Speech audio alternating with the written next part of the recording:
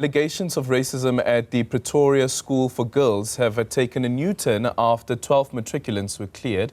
The Gauteng MEC for Education, Matome Chiloane, has now launched an independent probe to establish whether a racism culture exists at the school. To tell us more about this new probe, we are now joined by the provincial spokesperson, Steve Mabona. Steve, a very good morning to you. Thank you so much for making time for us this morning.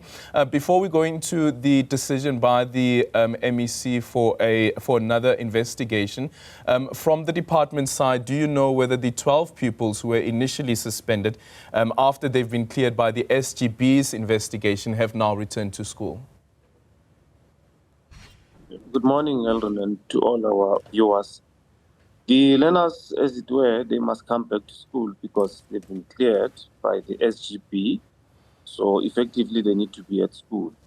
And those that would have been prefects, they continue to be prefects. It's about 8 of them. Okay. So what we did was to call upon, activists not to, disrupt schooling today, because we've already pronounced on this matter on how we're going to be managing it further. Mm-hmm. And the headmistress? No, she's still on suspension. We remember our investigation continues parallel to the investigative body that we're going to appoint to investigate racism at the school. But that process, will go parallel to this one. The process will go parallel to this one. So what is it that the department would then base its decision to suspend the headmistress on, considering that you have an SGB report that has essentially cleared the learners of any wrongdoing? Now, remember, the SGB's role was to discipline learners on allegations that were put to them. Remember, we said they were suspected racism, but the SGB decided that they're not going to say anything on racism. They said nothing about that. They only focused on bullying, violence. There's allegations of physical violence, as well as the disruptive, nature of the behavior of learners at the school. So those are the things that we focused on. They did not say anything on racism. So that's why we felt that let's investigate all allegations of racism, because we've received allegations from parents, from learners. So an investigative body, they will then be in a position to assist us to uncover, all those allegations, and they will probably get the recommendations after we have the findings on the way forward.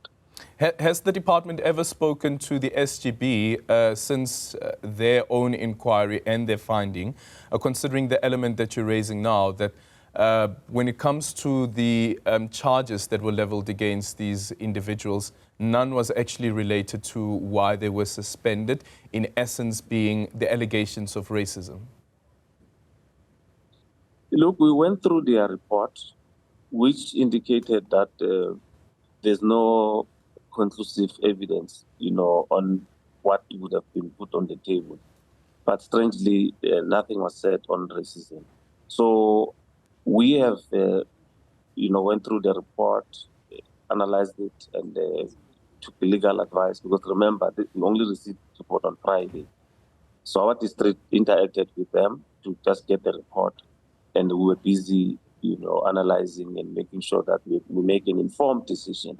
So that's why the MEC has now decided that we need an independent body that is going to investigate all allegations of racism, because we can't ignore them.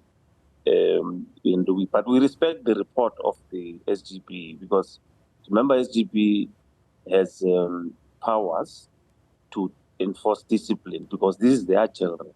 So if they decide to enforce discipline, they will then decide on what is it that they need to do. Any transgression of the code of conduct, which will be belonging to the parents and the school community, they will then have to take, responsibility of that. So that's why we're not going to be entering that space, because they are allowed to, conduct disciplinary process as it were. Yeah. Does the department believe that it was a cover-up? If there was any finding in relation to racism, would there still have been a need for another investigation? No, we can't say there's a cover-up because we said we respect the report. So for us, we feel that there are complaints of suspected racism which we need to investigate, and that's what we are doing. Okay. Speak to us about the scope of this investigation. What will happen? What are the questions that the investigators will be looking at? Remember, we are going to start today with the process of appointing the investigative body. So they will then have terms of reference that will be guiding them on what is it that they need to investigate when they arrive at the school. Interact with parents, employees, learners, our employees that are not responsible for curriculum delivery, interact with everyone. So those terms of reference will be finalized today, because you then need to appoint, a firm that is going to be assisting you. So the legal team will be working tirelessly to finalize that process. Remember, we only received the report on Friday. So throughout the weekend, we had to take legal advice and work on whatever we had to do, take decisions, and then from today, the process to appoint will commence. And as soon as the firm is appointed, we'll go and introduce them at the school to say, here they're going to be working with you. Yeah, to what end? What's the purpose of this, Steve? And I'm also asking this on the basis that in 2016, the department had a similar response when there was the incident of the hair issue at the school. There was an investigation. The investigation found that the allegations that were leveled against the school were true. There were recommendations that were made, including that the school's code of conduct must be reviewed and the school should implement diversity training and cultural awareness programs. So what's going to be different this time around? Look, we did have an investigation in 2016, but the recommendation was that the diversity program must be unleashed at the school, and that's what we did. But you'll remember that the educators that we implicated left the system.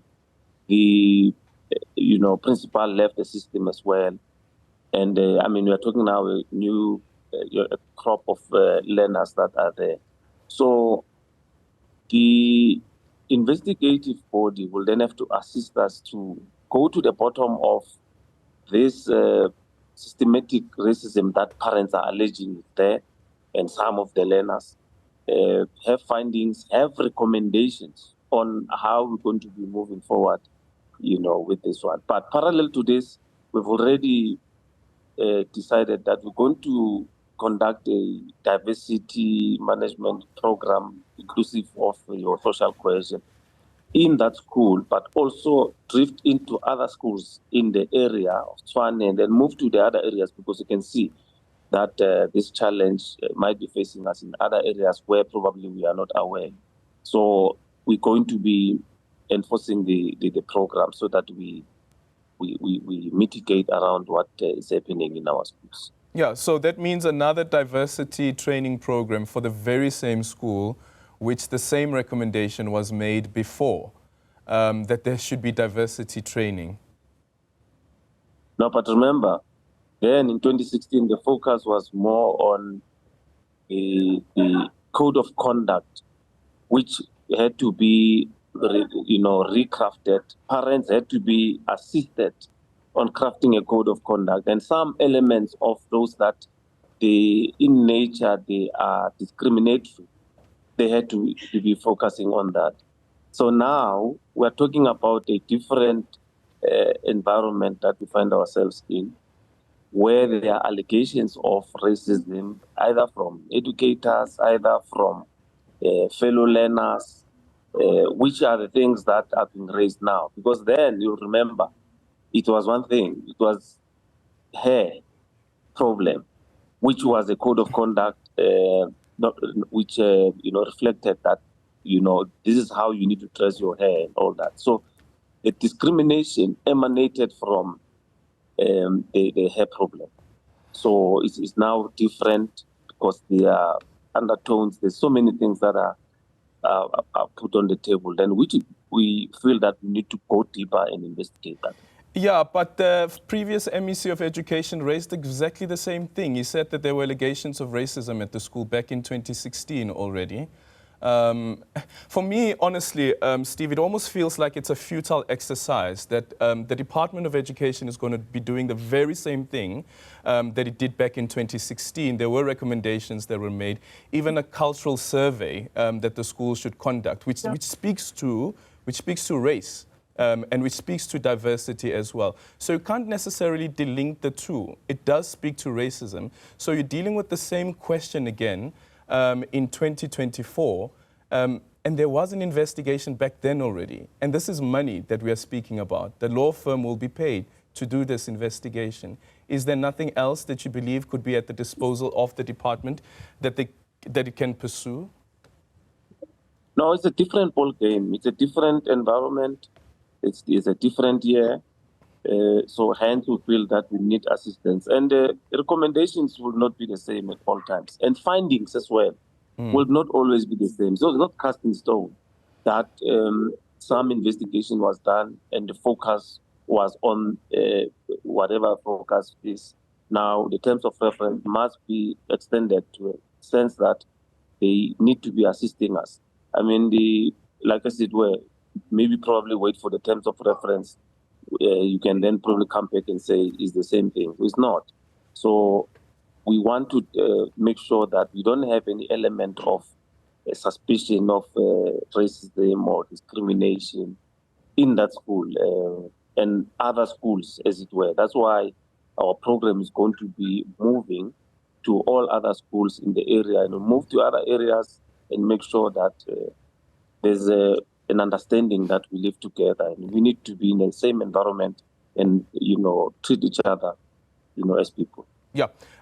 So I would imagine that the kids that were there 6 years ago are no longer there. So you've got a new cohort of children that are in the system. Some of the teachers, you say, that were found guilty, some of them are no longer in the system. They're no longer at the school as well. But the problems still persist.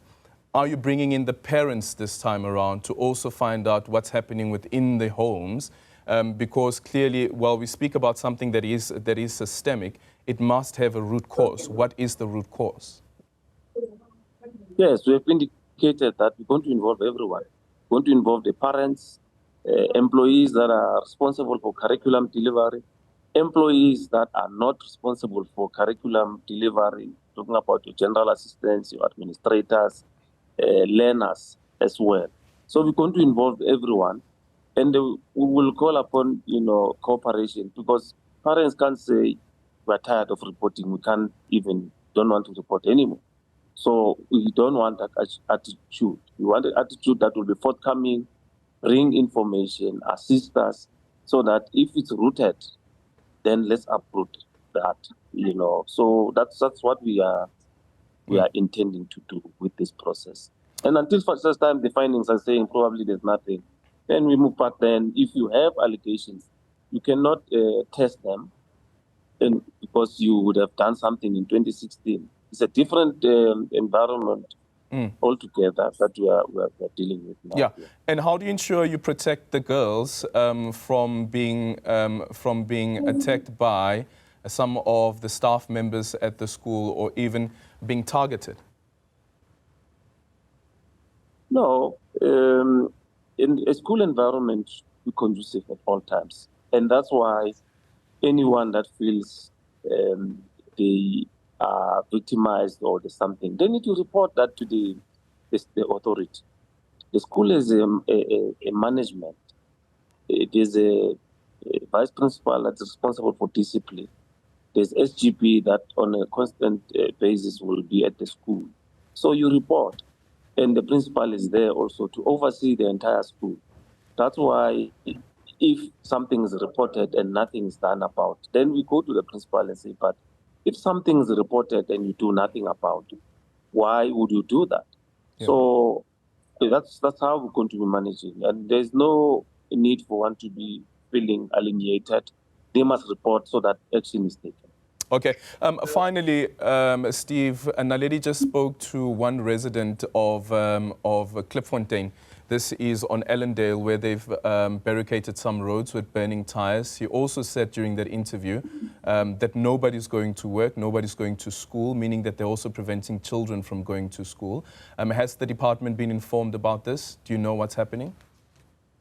No, we've seen that there's that disruption, but we will normally say to parents, we need not to disrupt schooling, because we are actually hampering the future of our children. I mean, now it's exam time. Children are writing, and the grade 12s are preparing for themselves for the prelims. So if you disturb them, you hinder their future. So we want to call upon the parents. We can protest what we are doing to our children. It's dire, and it might have a bad impact in them. And more so that we just came back from term 2. When in term 3, we are starting with examinations. So disruptions will not assist us. So we call upon them not to disrupt. Learners must be allowed to go to school so that we then have a brighter futures. Okay, I hope that we'll get an update a bit later on what the impact of this protest has been on schooling in and around that area. Thank you so much for making time for us. Steve Mabona is the spokesperson for the Department of Education.